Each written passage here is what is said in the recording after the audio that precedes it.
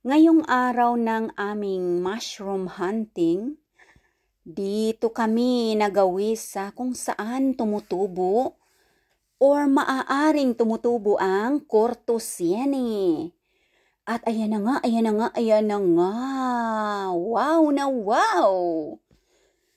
As you see, mga palangging-ging, yan ang Cortosiene. Para siyang coral. Super ganda! Ayan, napaka-excited naman ang Reyna Kinganga Bells ng Finland. Alam ninyo mga palangging-ging, ang Cortosiene na ito ay dekada bago tumubo ulit. Kaya minsan-minsan lang sa buhay ko nakakatagpo kami ng ganitong Cortosiene. Look at that! Napakaswerte ko naman ngayong araw na ito dito sa kagubatan ng Finland. Kasi pagkatapos ng work namin ni Lalab Haring Solomon, may alagang pagong. Medyo sumisikat pa ang araw. Mga mag-aalas 5 na ng hapon. Sabi ko, tara, sumaglit tayo sa kagubatan. At baka sakaling makakuha pa ng mga mushrooms kahit na malamig-lamig na talaga ang panahon. Dahil autumn na. Oy, mga pa-autumn dyan. Goodbye na ang aming summer. Ayan, at ang masarap dito sa Cortosiene na ito ay ilagay sa masarap na udon noodles. Ayan, para talaga siyang corals na tirahan ni Nemo sa Ocean Deep. O diba, dito naman ay tirahan ng mga beetles dito sa kagubatan ng Finland. Diyan sila sumisilong sa mga ugat ng Cortosiene para sila ay hindi ma-frozen sa winter time. At dito naman sa bandang kaliwa ay ang Missisieni. Napakaganda at napakarami din talaga ng mga Missisieni. Oh, bakit nalipat ang video ko dito sa Supilov Bahbero? Ayan. Ito ang Supilov Bahbero. Napakadami nito at madaling pitasin kapag ganyan na sila kalalaki. Yan, good na ang size nito. Ayan, napakalambot. Ayan. Sa pamamagitan ng iyong mga kuko or daliring, malantik na parang kandila ay madali mo lang yan mapupunit. Diba? Bababa tayo dito sa bangin. At sana ang Reyna Kinganga Bells ng Finland ay hindi madulas kasi mabasa-basa ang kapaligiran dahil umulan. So, andyan ang mga Missisieni nakatira sa malaking puno na kanilang paboritong tirahan.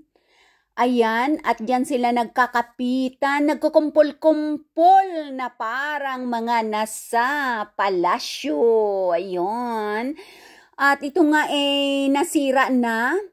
nasira na ng ulan. Ayan. Naging old na sila, nalagas na lang sila dyan sa punong yan. At syempre, ang mga gustong kumain ito ay welcome para pumitas. Ayan, libre yan.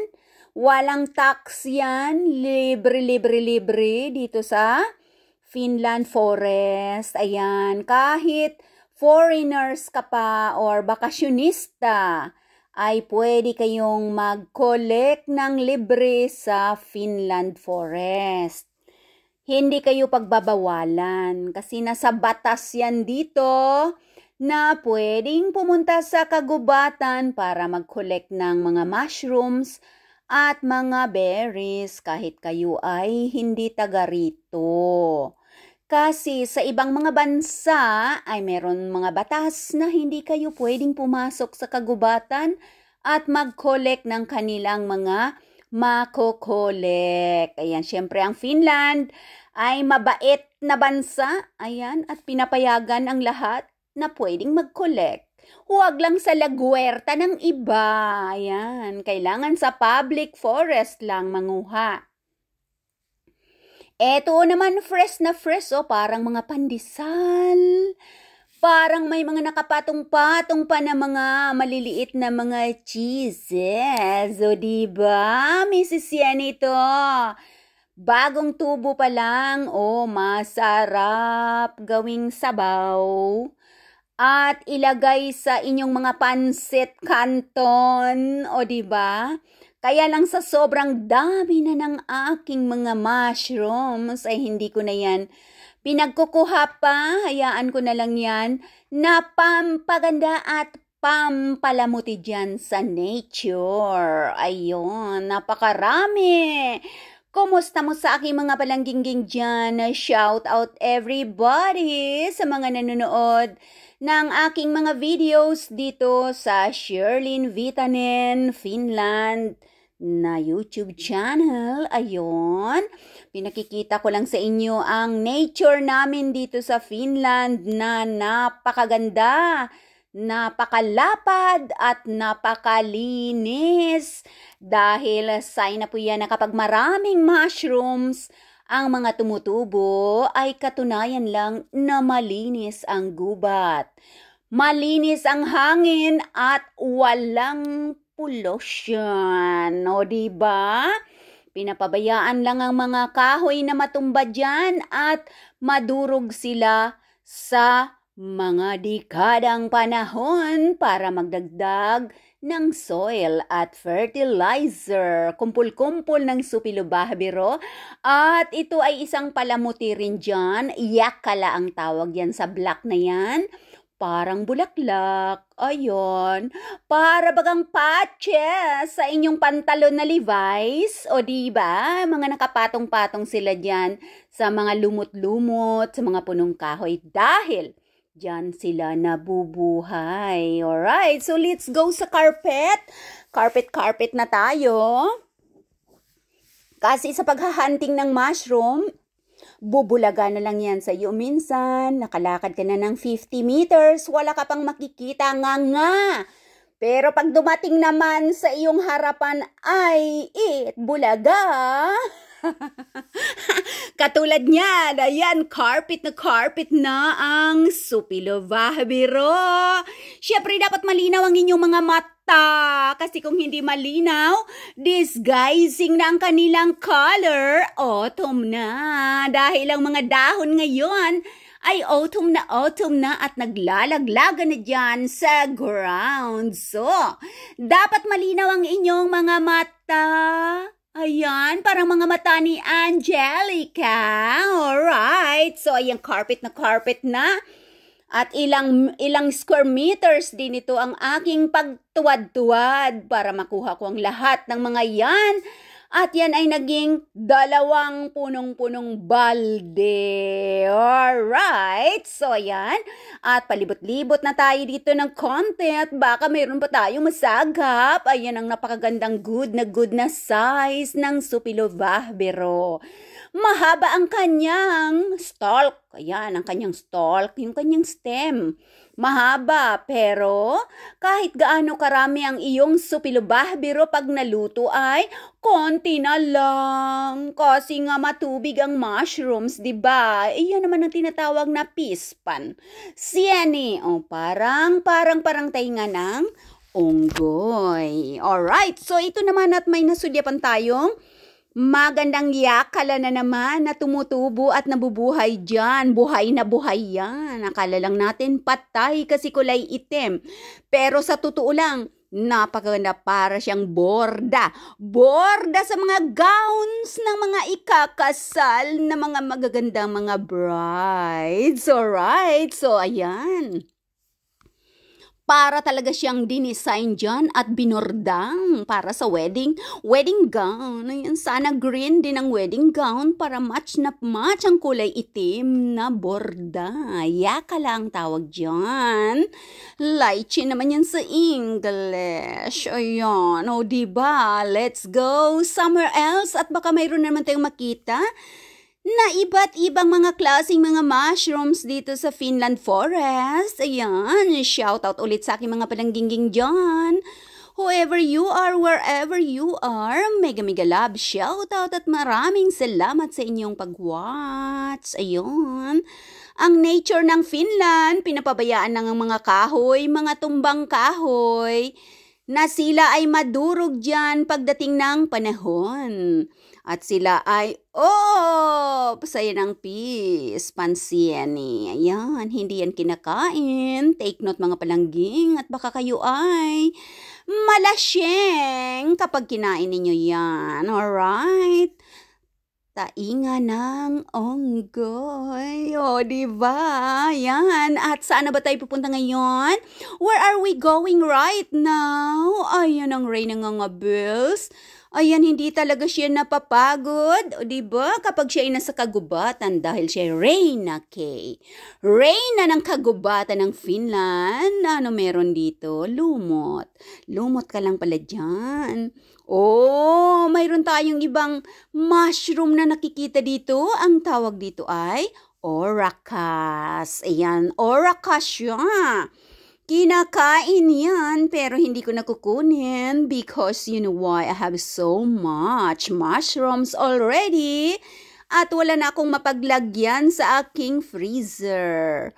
Punong-puno na, umaawas na, kaya hindi ko na kukunin ito at pinamimigay ko na nga lang ang aking mga mushrooms sa aking mga kaibigan na mga true at hindi tanso.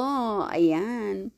Yan ang oracas. So kapag kayo ay nagma-mushroom hunting, you should know what is eatable and what is poisonous. Dahil baka kayo ay makakuha ng lason na mushroom, ang kalalabasan nyo ay lason mong halik. O, diba mga palangging-ging? Alright, so, minsan at tikman. O, diba? Ang init ng iyong halik. Uy, sana all.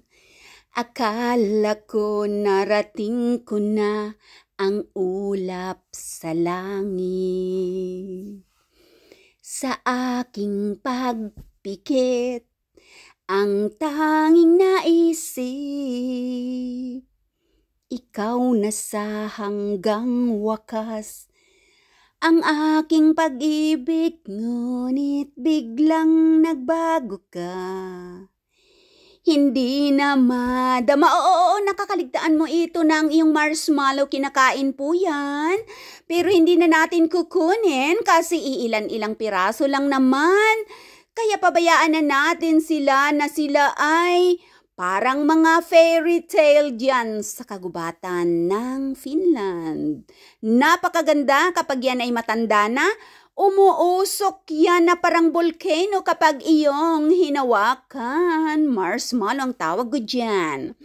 And here we go. Masarap na mushroom. Ito mga palang gingging. Ayun, lalo na kapag ihalo mo sa iyong fresh na isda. Kaso lang wala naman ditong isda na katulad ng isda sa mga Asian country. Salmon lang naman ang kilala nila dito. And of course, may mga iba-iba din naman mga isda-isda. Kaya lang syempre, ang kilala ng aking pamilya ay only salmon ang kinakain nila. Ayaw nilang kumain ng mga ibang isda. Yon, kunin na natin para ma-videohan natin. Ayun, fresh na fresh.